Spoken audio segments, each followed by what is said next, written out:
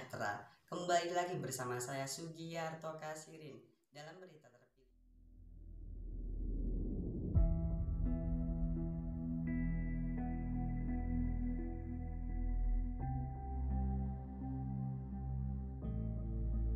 Ketegangan antara Amerika Serikat dan Cina terus meningkat dan dikhawatirkan berubah menjadi perang militer.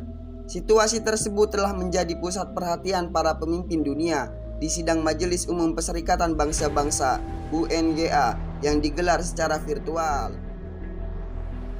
Para pemimpin dunia, mulai dari Presiden Indonesia Joko Widodo hingga Presiden Prancis Emmanuel Macron, telah menyampaikan peringatan berbahaya atas situasi tersebut.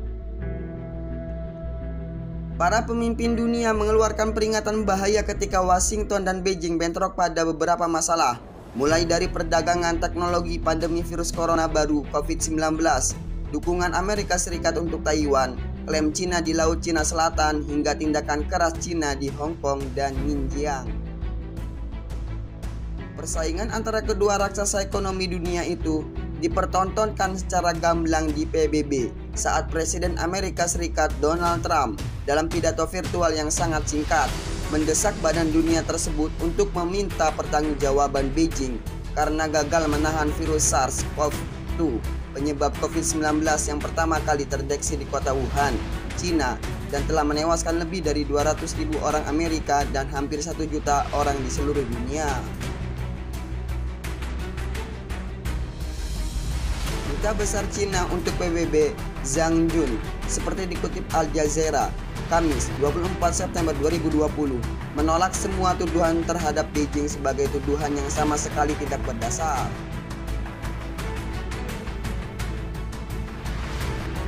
Presiden Indonesia Joko Widodo memperingatkan bahwa stabilitas dan perdamaian global dapat hancur jika persaingan geopolitik terus berlanjut. Perang tidak akan menguntungkan siapapun. Tidak ada gunanya merayakan kemenangan di antara reruntuhan. Tidak ada gunanya menjadi kekuatan ekonomi terbesar di tengah dunia yang sedang tenggelam, kata Presiden yang akrab disapa Jokowi itu.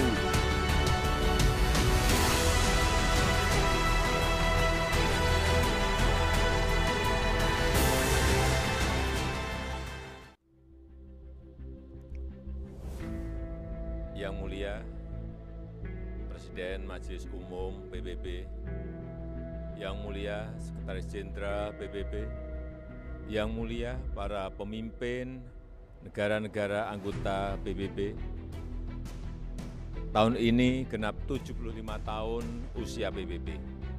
75 tahun yang lalu PBB dibentuk agar perang besar, Perang Dunia Kedua tidak terulang kembali. 75 tahun yang lalu PBB dibentuk agar dunia bisa lebih damai, stabil dan sejahtera. Karena perang tidak akan menguntungkan siapapun. Tidak ada artinya sebuah kemenangan dirayakan di tengah kehancuran. Tidak ada artinya menjadi kekuatan ekonomi terbesar di tengah dunia yang tenggelam. Pimpinan sidang yang terhormat, di usia PBB yang ke-75 ini, kita patut bertanya, apakah dunia yang kita impikan tersebut sudah tercapai? Saya kira jawaban kita sama, belum. Konflik masih terjadi di berbagai belahan dunia. Kemiskinan dan bahkan kelaparan masih terus dirasakan. Prinsip-prinsip piagam PBB dan hukum internasional kerap tidak diindahkan, termasuk penghormatan terhadap kedaulatan dan integritas wilayah. Kita semua prihatin melihat situasi ini. Keprihatinan kita menjadi semakin besar di saat pandemi COVID-19 ini. Di saat seharusnya kita semua bersatu padu, bekerja sama melawan pandemi, yang justru kita lihat adalah masih terjadinya perpecahan dan rivalitas yang semakin menajam. Padahal kita seharusnya bersatu padu, selalu menggunakan pendekatan win-win pada hubungan antar negara yang saling menguntungkan. Kita tahu dampak pandemi ini sangat luar biasa, baik dari sisi kesehatan maupun sosial ekonomi. kita juga paham virus ini tidak mengenal batas negara. No one is safe until everyone is. Jika perpecahan dan rivalitas terus terjadi, maka saya khawatir pijakan bagi stabilitas dan perdamaian yang lestari akan goyah atau bahkan akan sirna. Dunia yang damai, stabil dan sejahtera semakin sulit diwujudkan. Yang mulia, tahun ini Indonesia juga merayakan kemerdekaan yang ke-75 tahun. Dan sudah menjadi tekad kami, Indonesia terus berkontribusi bagi perdamaian dunia sesuai amanah konstitusi. Indonesia akan terus memainkan peran sebagai bridge builder, sebagai bagian dari solusi. Secara konsisten, komitmen ini terus dijalankan Indonesia, termasuk saat Indonesia duduk sebagai anggota Dewan Keamanan PBB.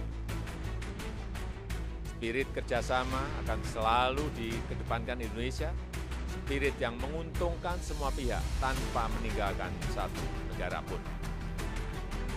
No one, no country should be left behind. Persamaan derajat inilah yang ditekankan oleh Bapak Bangsa Indonesia, Bung Karno, saat konferensi Asia Afrika di Bandung tahun 1955 yang menghasilkan Dasar Sila Bandung. Hingga kini prinsip Dasar Sila Bandung masih sangat relevan, termasuk penyelesaian perselisihan secara damai, kemajuan kerjasama, dan penghormatan terhadap hukum internasional. Palestina adalah satu-satunya negara yang hadir di konferensi Bandung yang sampai sekarang belum menikmati kemerdekaan. Indonesia terus konsisten memberikan dukungan bagi Palestina untuk mendapatkan hak-haknya. Di kawasan kami sendiri, bersama negara-negara ASEAN lainnya, Indonesia terus menjaga Asia Tenggara sebagai kawasan yang damai, stabil, dan sejahtera. Pada hari jadinya yang ke-53, 8 Agustus 2020 yang lalu, ASEAN kembali menegaskan komitmennya untuk terus menjaga perdamaian dan stabilitas kawasan. Spirit kerjasama dan perdamaian inilah yang kemudian didorong Indonesia ke kawasan yang lebih luas, kawasan Indo-Pasifik melalui ASEAN Outlook on the Indo-Pacific. Yang mulia, melihat situasi dunia saat ini, izinkan saya menyampaikan beberapa pemikiran. Yang pertama, PBB harus senantiasa berbenah diri, melakukan reformasi, revitalisasi, dan efisiensi. PBB harus dapat membuktikan bahwa multilateralism delivers, termasuk pada saat terjadinya krisis. PBB harus lebih responsif dan efektif dalam menyelesaikan berbagai tantangan global. Dan kita semua memiliki tanggung jawab untuk terus memperkuat PBB agar PBB tetap relevan dan semakin kontributif sejalan dengan tantangan zaman. PBB bukanlah sekedar sebuah gedung di kota New York, tapi sebuah cita-cita dan komitmen bersama seluruh bangsa untuk mencapai perdamaian dunia dan kesejahteraan bagi generasi muda. Indonesia memiliki keyakinan yang tidak tergoyahkan terhadap PBB dan multilateralisme.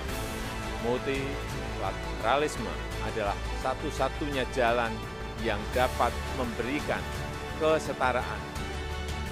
Kedua, kolektif global leadership harus diperkuat. Kita paham bahwa dalam hubungan antar negara, dalam hubungan internasional, setiap negara selalu memperjuangkan kepentingan nasionalnya. Namun, jangan lupa, kita semua memiliki tanggung jawab untuk kontribusi menjadi bagian dari solusi bagi perdamaian stabilitas, dan kesejahteraan dunia. Disinilah dituntut peran PBB untuk memperkokoh kolektif global leadership. Dunia membutuhkan spirit kolaborasi dan kepemimpinan global yang lebih kuat untuk mewujudkan dunia yang lebih baik. Ketiga, kerjasama dalam penanganan COVID-19 harus kita perkuat, baik dari sisi kesehatan maupun dampak sosial ekonominya. Vaksin akan menjadi game changer dalam perang melawan pandemi. Kita harus bekerja sama untuk memastikan bahwa semua negara mendapatkan akses setara terhadap vaksin yang aman dan dengan harga terjangkau. Untuk jangka panjang, tata kelola ketahanan kesehatan dunia harus lebih diperkuat. Ketahanan kesehatan dunia yang berbasis pada ketahanan kesehatan nasional akan menjadi penentu masa depan dunia. Dari sisi ekonomi, reaktivasi kegiatan ekonomi secara bertahap harus mulai dilakukan dengan melakukan koreksi terhadap kelemahan-kelemahan global supply chain yang ada saat ini.